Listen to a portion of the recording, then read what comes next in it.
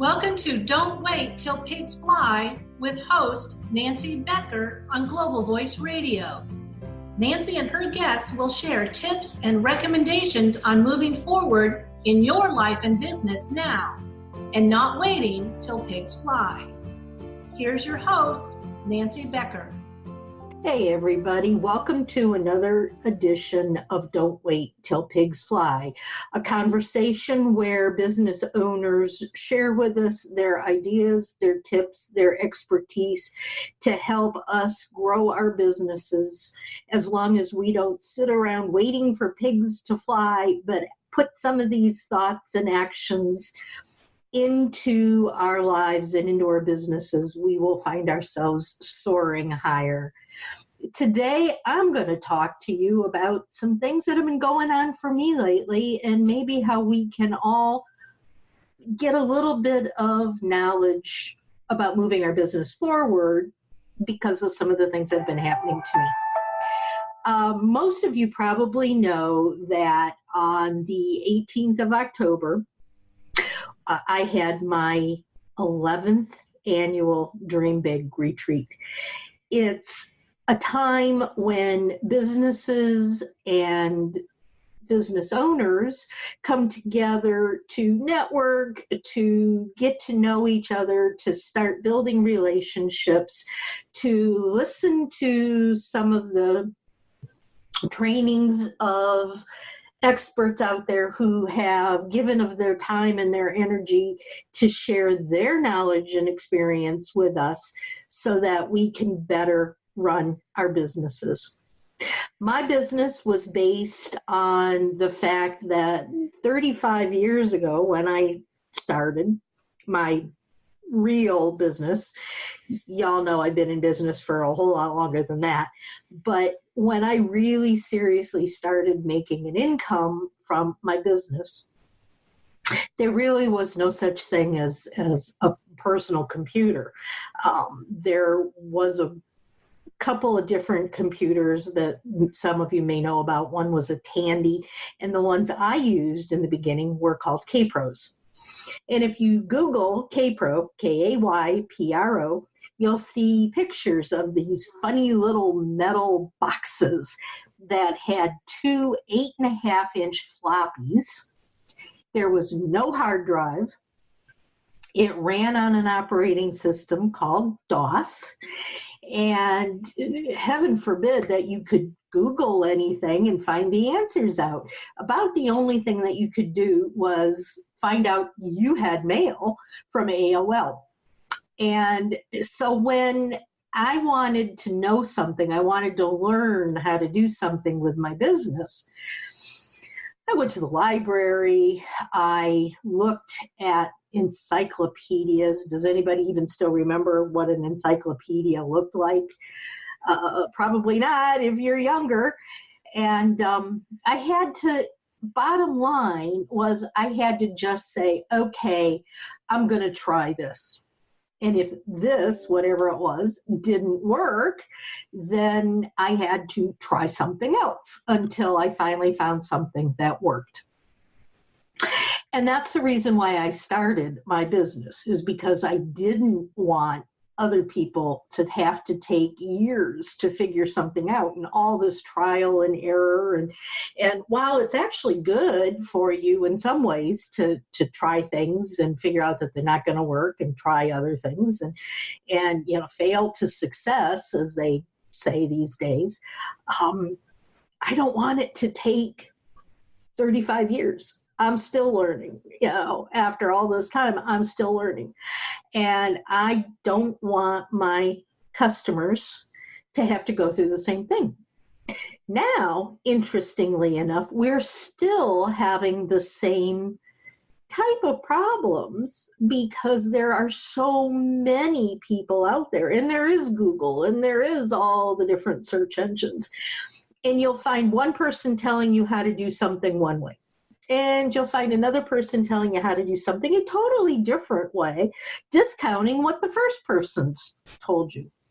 So the bottom line is the same thing. We have to try and fail and try and fail until we fail to success. And I still have the same basic wish for my customers, and that is to help them find the people that they can feel comfortable listening to, believing in, and hearing things that make sense to them. And they say, oh, that sounds like something that I should do. That sounds like something that I can do. That sounds like something that I want to do to grow my business. By my providing the people that I know, like, and trust, and that I have seen have an impact on me and on my business, I can then say to all of my clients, all of you guys listening to my podcasts, everybody that I work with, I can say to you, hey, these people are okay for you to listen to. These people make sense. Listen to them and consider doing the things they're sharing with you. They have been through the exact same processes that we're going through. They have been in the same place that we're going through, or hopefully will go through when our businesses grow and prosper. And it's okay to pay attention to them because they really do know what they're talking about, and that they are willing to give you their time and energy to show you how to do it. And that's what the retreat is all about. Backing up to what we were originally talking about with the Dream Big retreats. That's why I started them in the first place, is so that I could share the people I appreciate helping me. I can share them with you in the hopes that you can find them good to go and that you can use them and listen to them as well. We had a marvelous, wonderful success this year. But I didn't think it was going to happen because it's always been, for the past 10 years, it has always been an in-person event. And I would try to have it in different places where we were out of an office environment, and we were places where we could kick back, relax, be comfortable, and really listen. Taking time to work on our business, not in our business. If you're forced to put away your phones and your internet access is limited so that you have to focus and pay attention to what's going on around you instead of what's happening in other places, then you can bring in more of what's being said, and you can get a better understanding and feel for what's happening. Unfortunately, this year, my doctors told me that there was no way I could do this. I couldn't stand on my bad leg for 3 hours, let alone 3 days. And I had to figure out, if I was going to do this, I had to figure out a different way to do it. I wasn't about to give up. This is one of my passions. This is something I believe in really, really strongly. And I wasn't going to just do away with it. That meant that I had to figure out an entirely new way of doing things. I couldn't do it the same way. That meant that I had to figure out how to do it online. I had to figure out how to get people registered and how I was going to get people seeing it. And I spent hours and hours and hours learning new software, figuring out new technology, different ways of doing things that I'd never done before. And I think a lot of times as business owners, you have to be able to do that too. It may not be exactly the same situation, but when you see that something's not working or you're told that you can't do something a certain way, do you just go, all right, well, that's it, let's just forget the whole thing? Or do you reconstruct? As a consequence of my doing it differently, normally I'll have 50 to 100 people at the retreats. And I've always wanted it that way because I wanted the close-knit friendship that kind of came along for everybody during that time we were together. People who didn't know each other in the beginning walked away being friends and colleagues and using each other's services. And it was an incredible atmosphere. And that's why I always kept it small. But by doing it online, I was able to open it up to the world. I had people from all over the world coming by and watching and listening and hearing the things. I had hundreds over the whole weekend, Thursday night through Saturday. I had hundreds of people coming by and watching the Facebook Live program. It was amazing. If I hadn't decided to do it this way, not only would I have not been able to share some wonderful people's insights and thoughts and ideas and strategies, but a lot of people would have never heard of the Dream Big Retreat. I've now got people talking about it. I've got people sharing it. So it was good for my business. Not only was it good for other people's businesses, it's a major new way for me to market and sell my programs, which of course is important too, and something you guys should consider when you're trying to figure out ways to grow your business. Is what is it that maybe you've not done because you were afraid of, you didn't know how to do, you didn't think you could do, you didn't think you could afford?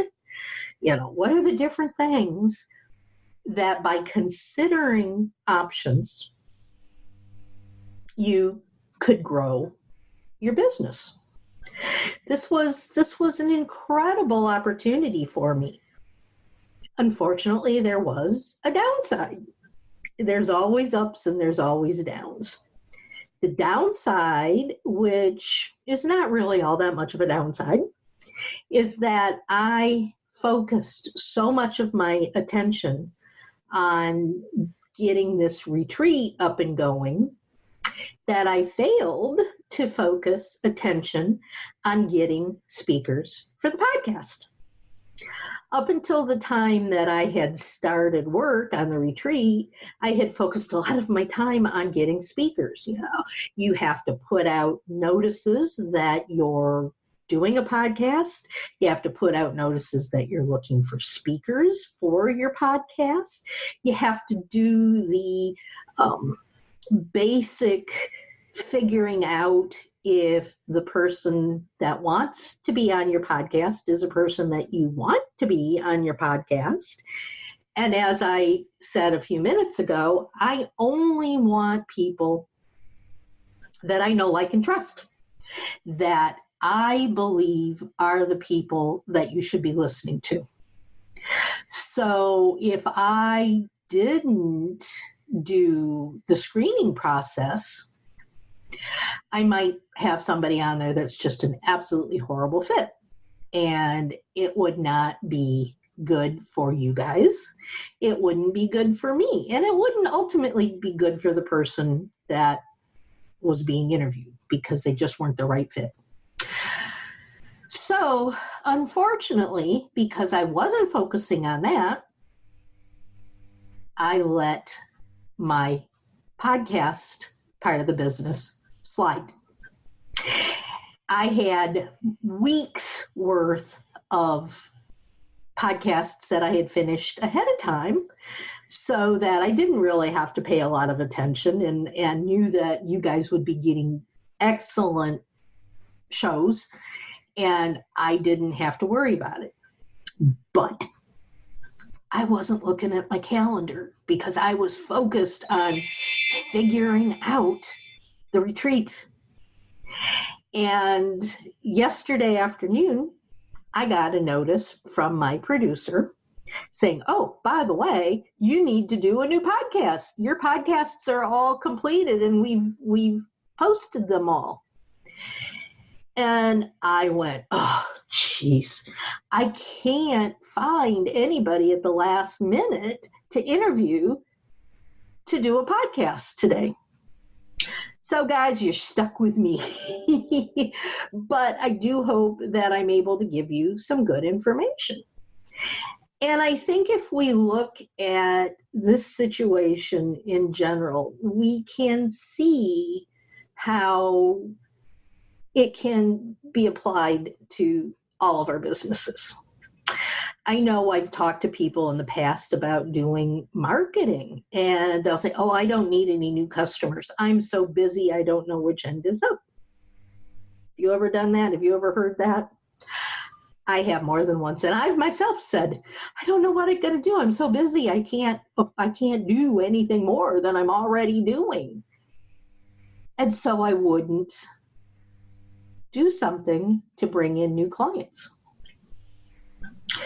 And then all of a sudden it's, oh my gosh, now what am I going to do? I don't have anything. I'm at the bottom. And if you look at marketing information, through textbooks online, you can see, it'll show you pictures of, it looks like you're climbing up a mountain and then you're going down the other side and then you're going back up and then you're going down, and it's not all the same height. It's not all the same depths. But that's what happens in marketing. People will market, and then their business will grow and grow and grow, and they've got so much work that they can't do anymore. So they quit. They quit marketing. They quit doing anything to get out there and get new people. And then wham, they're finished. They've gotten everything done. Their clients are satisfied. The clients have all gone away, and you don't have anything else to do. So then everything falls down into that trough, and you have to start marketing again, and spending money and spending time and spending energy, and slowly the business starts to grow again, and you quit because you're busy. And then again, all of a sudden, poof, you're done. And you fall right down into the trenches again. And it's a never-ending cycle. But if you focus on always doing something, then your ups and lows are going to more closely level out. There will still be some ups and there'll still be some downs, but they won't be nearly as high and they won't be nearly as low, because you are constantly focused at least a little bit of your time on letting people know you're there and what you do. Then you don't wind up in a situation like I'm in today where you guys are stuck listening to me. So you need to consider all these things. And these are the things that I'm talking about when I say working on business, not working in business. When all you do is focus on the customer work, focus on answering the phones, focus on sending out invoices, focus on doing whatever it is you were hired to do, and you're not taking a look at all at, where do I want to be in 6 months? What are the things that I need to do so that I can get to where I want to be in 6 months? Nothing happens. And 6 months from now, you're saying, well, but I'm still in the same spot I was in, a year ago. What am I going to do? And then you're pedaling real fast to try to figure things out. Whereas if you spend time once a day, once a week, several times a month, thinking about the things that will make your business grow, then you wind up with a business that grows, and not where you're just sitting wondering what it is I need to do to grow. You've actually gotten some focus. And those are some of the things that I think are important and that lessons I learned, even though I've been preaching this stuff for years. These are lessons that I learned just over the last few weeks.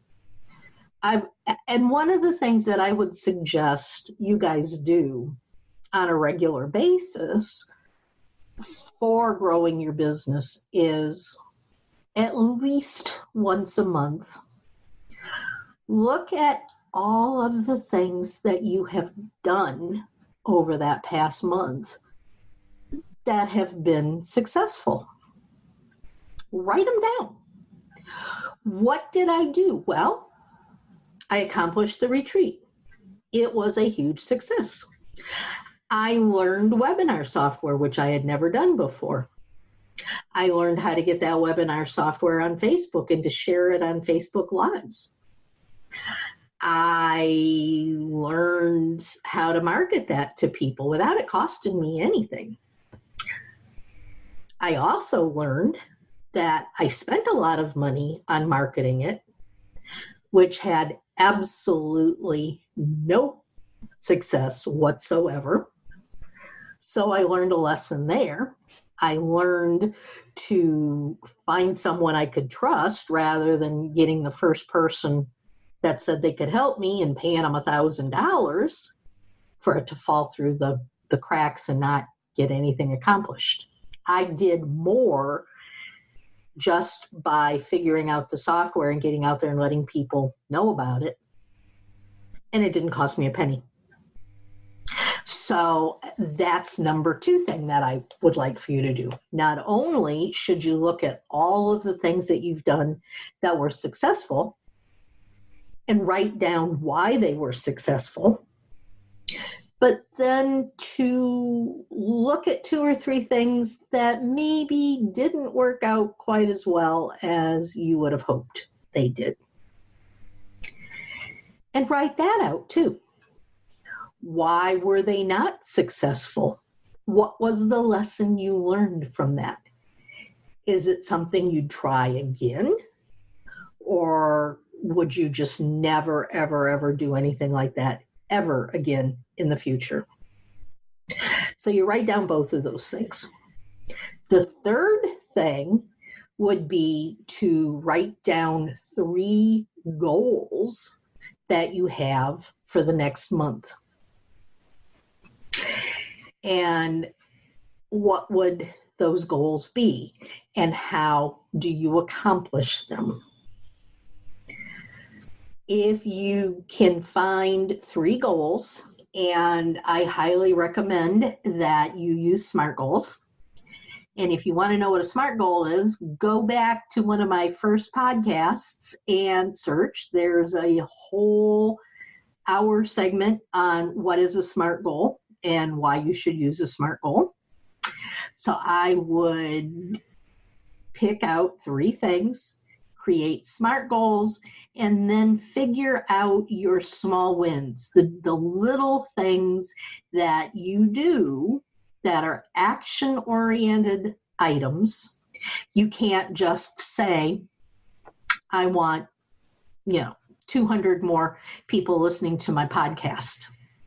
You have to say, how am I going to accomplish that? What is it that I need to do to get 200 more people listening to my podcasts? The number 1 thing is to get more people to interview. How do I get more people to interview? I put out posts on Facebook, on LinkedIn, on my emails to people, my newsletters. I send the notice out to everybody and anybody that's in the podcasting world or would like to speak on a podcast to let them know that I'm doing podcasts. Then I have to go through the whole interview process and all of that. So that's another small win that I have to do. That's an action-oriented item to get those people on my podcast. And then the third thing that you need to do with all of this is with the goal setting and the to-dos, you have to set the time frame. But there's also a mindset that you have to set. These smart wins need to be things that you're really going to try to accomplish, not something that's so simple that, oh yeah, sure, that's done already. But it also doesn't need to be, that's such a big thing that I know I'm not going to do it, so I just forget about it. They need to be tried to be accomplished. But I don't want you thinking that you're a failure if you don't accomplish them. If you haven't accomplished them by the end of the month, then you just keep going until you do accomplish them. But if your goal that you have set is something you really want, and not just something that you're thinking about, but it's something you really want. I really want those 200 new listeners. I'm going to do whatever it takes to try and get those 200 new people listening to my podcast. It's important. My business is important. It makes a difference to me and to my family if I make $10 this month or if I make $10,000 this month. That means I can pay bills. I can maybe fix up my house, do the things that I really think important. I may be able to take some classes so that I can learn more, that I can share with you guys. It's important. And when I set a goal, I want to accomplish that goal. So there's not only the tips and techniques that are involved in this, but there's the mindset too. You need to make sure that it's really something that you want. And that's important. And if you do that, then I can almost guarantee it's going to happen because you've put your efforts into it and you've really tried your best to accomplish something. Now, maybe if you don't accomplish it, that's telling you that you really need to think about what it is you want to do, and maybe it's not really something that you truly want to accomplish. And then you have to go through a whole new set of mindset, thoughts, and feelings, and that leads into an entirely different program. But at this point, I think there's something to be said about lessons learned. And when you do these exercises that we've been talking about, you're able to learn something about yourself. You're able to learn something to help you and support your business. You're able to see where things that you have done or haven't done have impacted you and impacted your business. And maybe moving forward, you can rely on the things that you learned and apply them for both good and bad, and to move yourself forward. You know, don't do the things anymore that you did that caused problems. Like, I now know that no matter what, I have to spend so many hours a week focused on doing interviews and getting podcasts so that I can provide you guys with great podcasts. I've learned that. I've also learned how I can use this webinar software and Facebook Live to be able to provide you with more good things. In fact, as a consequence, I've now started a monthly called Monthly Musings, which is going to be a Facebook Live program. And it's going to be on the third Thursday of the month. And it's going to be at 5:30 Eastern Time. And it'll normally be an extension of the podcast. We sometimes will have interviews.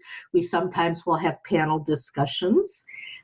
It's going to be an hour of time each and every month that you can just come hang out with us and get some more information, learn some more things. You're going to be able to be a participant. You're going to be able to ask questions. It's really going to be a benefit for you guys. And I learned all of that by having to figure out how to do the retreat in a new and different way. So when you do things differently, you learn from them. And hopefully you can then implement them into making things better for your business. Now, guys, this was a short podcast this time around. I apologize, but I hope that it gave you some good information and that you'll be able to take some of what I shared with you today on my own personal journey and can implement that in your business to help you grow. You know, I'm going to end again with just a little description of why I use the name Don't Wait Till Pigs Fly. I know some of you have heard it before. But when you're given information and you just sit there and don't do anything with it, the origins of when pigs fly is exactly that. It means that you sit there and wait and wait and wait to do something until pigs fly, and then when they don't, you go, oh well, wasn't meant to be. But if you don't wait, but implement things that you've heard and learned and thought about, you're going to grow. You're going to be successful. You're going to soar higher. And I think that is so important. And it's something I try to do every day, is to think about and implement things I've learned, because I want to soar higher. I don't want to just sit and wait for something to happen and know full well that it won't, because things don't happen on their own. They happen when you do something. One of my favorite quotes is from Thomas Jefferson, and it's, I am a great believer in luck, and I find the harder I work, the more I have of it. And so with that, guys, I am going to end today's show. And if you like it, I ask that you please share it with others. Make comments. Let me know topics that you would like to hear about in the future. And implement some things that you've learned that you think make sense, that even if it takes a little bit of work to do, you can do it because it means that your business is growing. Do those 3 things I told you to do. And I know without a shadow of a doubt that before long, you too will be flying higher, soaring higher. So until next time, guys, don't wait till pigs fly, but grow your business and soar higher. And we'll talk again soon. Take care, y'all. Bye-bye. Thank you for listening to Don't Wait Till Pigs Fly with host Nancy Becher. Join Nancy every Thursday at 5 p.m. Eastern on Global Voice Radio.